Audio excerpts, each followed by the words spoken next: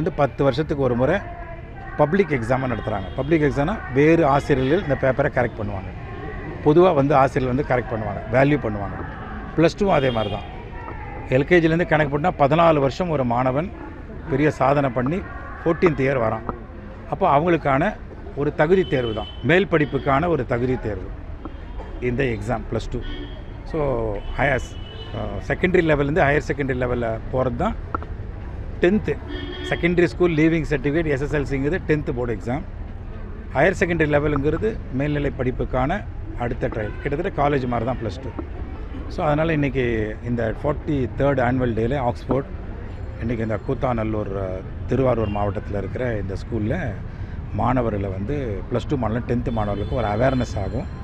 இந்த டைமில் பெற்றோர்கள் இந்த குழந்தைங்களை எப்படி கரையேற்றணும் அந்த எக்ஸாம் டைமில் அப்படிங்கிறதும் அவங்களுக்கு இன்றைக்கி மேடையில் என்னுடைய பேச்சு போச்சு. இந்த கலாம் சார் என்ன ஃபார்முலா கொடுத்தாரோ அந்த ஃபார்முலா நீங்கள் ஷேர் பண்ணணும். அந்த விரதம், வாட்ஸ்அப் விரதம், யூடியூப் விரதம், அப்புறம் செல்ஃபோன் விரதம், டிவி விரதம், அப்புறம் ஃபேஸ்புக் விரதம், இந்த விரதத்தெல்லாம் கொஞ்சம் கடைபிடிச்சி கொஞ்ச நாளைக்கு எக்ஸாம் முடிஞ்சதுக்கப்புறம் அவங்க என்ஜாய் பண்ணுங்கடா அப்படின்னு சொன்னோம். மெயினாக சொல்கிறதுனா மாணவனுடைய சொத்து வந்து அவனுடைய நேரம். இந்த நேரத்தை வந்து கரெக்டாக பயன்படுத்தி அவன் ரியல் சொத்தை உருவாக்கணும்னா அப்போ லேர்னிங் இருக்கணும். லேர்னிங் இருந்தால் தான் அதுக்குள்ளே இருக்கிற ஏர்னிங் வெளியே வரும். லேர்னிங்கில் வந்து எல்லாம் கட் பண்ணிக்கிற ஏர்னிங் தானே, பணம் சம்பாதிக்கிறது தானே எதிர்காலத்தில். வெறும் பணம் மட்டும் சம்பாதிச்சா போதுமா? ஒழுக்கம் வேணும். மாணவர்கள் வந்து மற்றவங்கள்ட்ட எப்படி நடந்துக்கணும், மற்றவங்க எப்படி உதவி பண்ணணும், இந்த ரெஸ்பான்சிபிலிட்டியை தான் மாணவர்களுக்கு இன்றைக்கி நம்ம இந்த 10th மாணவர்களுக்கும் +2 மாணவர்களுக்கும் சொல்லிக் கொடுக்கணும். நான் ரொம்ப பாராட்டுறேன். நான் முதல்வன் திட்டம் வந்து தொடரணும். அதான் நான் முதல்வனுங்கிற அந்த டைட்டில்லே பார்த்தீங்கன்னாக்கா ஐ எம் அ சாம்பியன், நான் தான் வந்து முதன்மையானவன் அப்படிங்கிற ஒரு அர்த்தம் உள்ளடங்கியிருக்கு.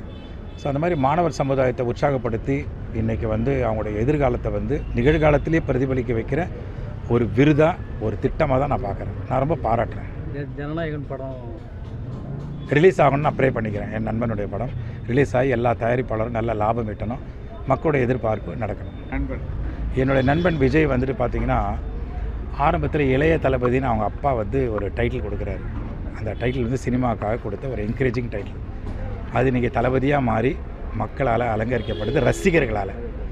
அந்த ரசிகருடைய பேரண்ட்ஸு, அவங்களுடைய முன்னாள் தலைமுறை, இனிவரும் தலைமுறைகளுக்கெல்லாம் இன்றைக்கி வந்து அரசியல் ஆளுமையை காட்டுறதுக்காக அவர் இறங்கியிருக்காரு.